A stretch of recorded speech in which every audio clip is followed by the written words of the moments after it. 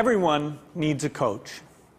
It doesn't matter whether you're a basketball player, a tennis player, a gymnast, or a bridge player. My bridge coach, Sharon Osberg, says there are more pictures of the back of her head than anyone else's in the world.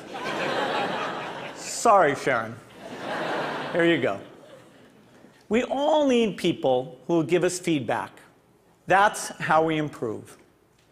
Unfortunately, there's one group of people who get almost no systematic feedback to help them do their jobs better. And these people have one of the most important jobs in the world. I'm talking about teachers.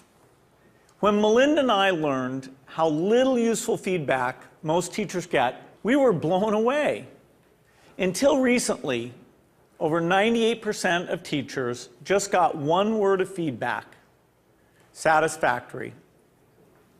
If all my bridge coach ever told me was that I was satisfactory, I would have no hope of ever getting better. How would I know who is the best?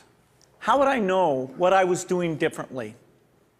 Today, districts are revamping the way they evaluate teachers, but we still give them almost no feedback that actually helps them improve their practice. Our teachers deserve better. The system we have today isn't fair to them. It's not fair to students, and it's putting America's global leadership at risk. So today I want to talk about how we can help all teachers get the tools for improvement they want and deserve. Let's start by asking, who's doing well? Well, unfortunately, there's no international ranking tables for teacher feedback systems. So I looked at the countries whose students perform well academically and looked at what they're doing to help their teachers improve. Consider the rankings for reading proficiency. The US isn't number one. We're not even in the top 10. We're tied for 15th with Iceland and Poland.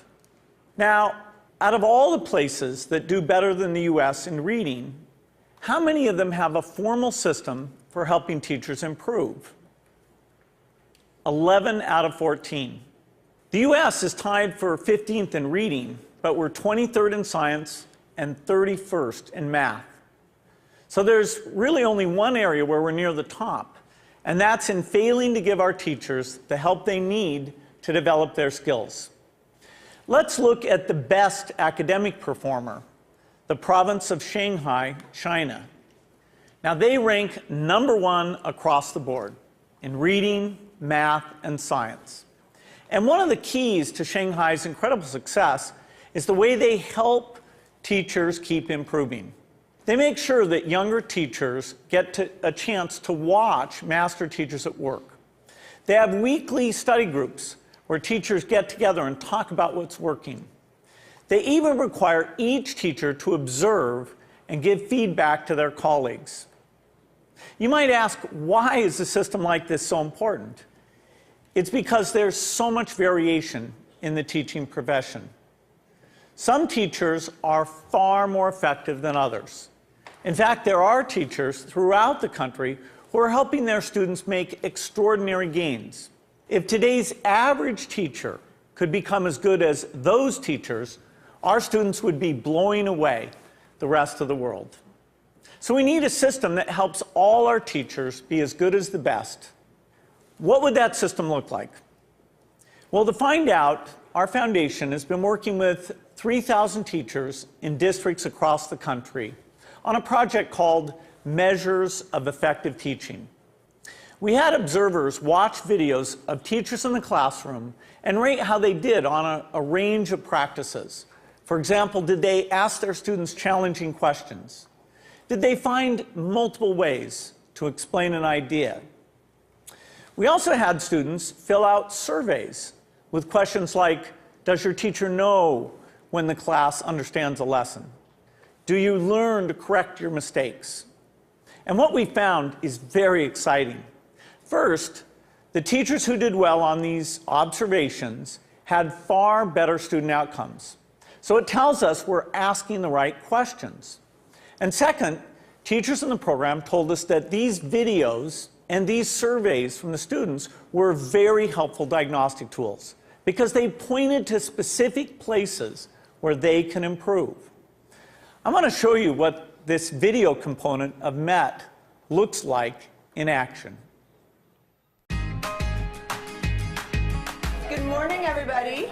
Let's talk about what's going on today. To get started, we're doing a peer review day, okay, a peer review day. And our goal by the end of class is for you to be able to determine whether or not you have moves to prove in your essays. My name is Sarah Brown-Westling. I am a high school English teacher at Johnston High School in Johnston, Iowa. Turn to somebody next to you. Tell them what you think I mean when I talk about moves to prove. I think that there is a difference for teachers between the abstract of how we see our practice and then the concrete reality of it. Okay, so I would like you to please bring up your papers. I think what video offers for us is a certain degree of reality. You can't really dispute what you see on the video.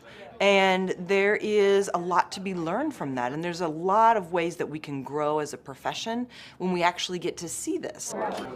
I just have a flip camera and a little tripod and invested in a tiny little wide angle lens. At the beginning of class, I just perch it in the back of the classroom. It's not a perfect shot. It doesn't catch every little thing that's going on, but I can hear the sound, I can see a lot, and I'm able to learn a lot from it. So it really has been a simple but powerful tool in my own reflection. All right, let's take a look at the long one first, okay? Once I'm finished taping, then I put it in my computer and then I'll scan it and, take a peek at it. If I don't write things down, I don't remember them. So having the notes is part of my thinking process, and I discover what I'm seeing as I'm writing. I really have used it for my own personal growth and my own personal reflection on teaching strategy and methodology and classroom management and just all of those different facets of the classroom. I'm glad that we've actually done the process before so we can kind of compare what works, what doesn't. So I think that video exposes so much of what's intrinsic to us as teachers in ways that help us learn and help us understand, and then help our broader communities understand what this complex work is really all about.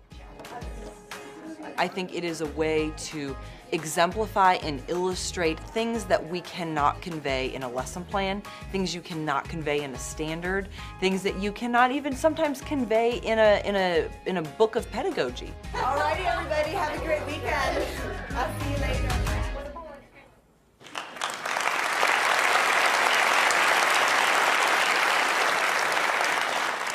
One day, we'd like every classroom in America to look something like that. But we still have more work to do. Diagnosing areas where a teacher needs to improve is only half the battle. We also have to give them the tools they need to act on the diagnosis. If you learn that you need to improve the way you teach fractions, you should be able to watch a video of the best person in the world teaching fractions. So building this complete teacher feedback and improvement system won't be easy. For example, I know some teachers aren't immediately comfortable with the idea of a camera in the classroom. That's understandable. But our experience with MET suggests that if teachers manage the process, if they collect video in their own classrooms and they pick the lessons they want to submit, a lot of them will be eager to participate. Building this system will also require a considerable investment. Our foundation estimates that it could cost up to $5 billion. Now that's a big number, but to put it in perspective, it's less than 2% of what we spend every year on teachers' salaries. The impact for teachers would be phenomenal. We would finally have a way to give them feedback, as well as the means to act on it. But this system would have an even more important benefit for our country. It would put us on a path to making sure all our students get a great education, find a career that's fulfilling and rewarding, and have a chance to live out their dreams. This wouldn't just make us a more successful country. It would also make us a more fair and just one, too. I'm excited about the opportunity to give all our teachers the support they want and deserve. I hope you are too. Thank you.